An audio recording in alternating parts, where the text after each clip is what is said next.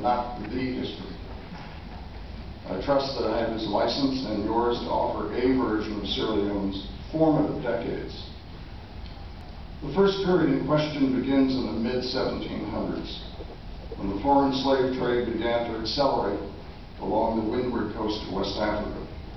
Bunce Island was becoming the principal transshipment point for Africans destined for the rice and indigo plantations of low country South Carolina. Although the slave trade frequently shifted its locus, it dominated African life in this region for more than a century.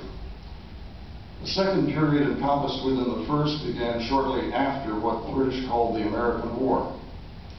Our revolution had dislodged and liberated thousands of slaves.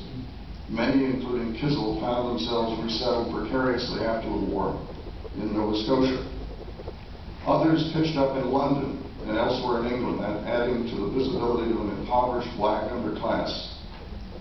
Soon enough, British philanthropists conceived the noble experiment of relocating the latter to Africa,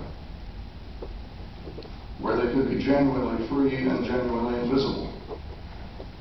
Thus was born, like a carbuncle on the West African littoral, the equally precarious settlement of Sierra Leone, meaning Freetown, and in time the contiguous peninsula.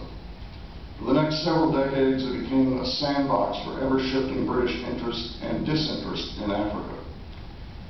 John Kizzel's long life coincided with these two epochs.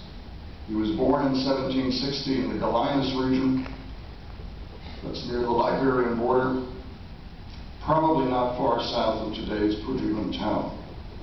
He was still living on Bond Island in the Sherbrooke region in mid-1830. He lived much of the history which interests us here.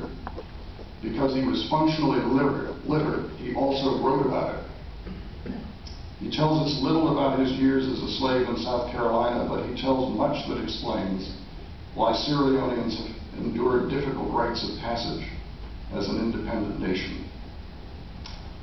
Two seemingly contradictory versions of Kizzel's enslavement were recorded by two British governors at Sierra Leone. In the first, Kizzel claimed that he'd been accused at age 13 of being a witch and sold to a slave ship captain. In the second, he described his capture during an attack on his uncle's village. His father, a chief, offered some of his own slaves as ransom. His captors refused and sold him to a Charleston-bound slaver. I should say parenthetically, he was not sold through Bunce Island, but further down the coast.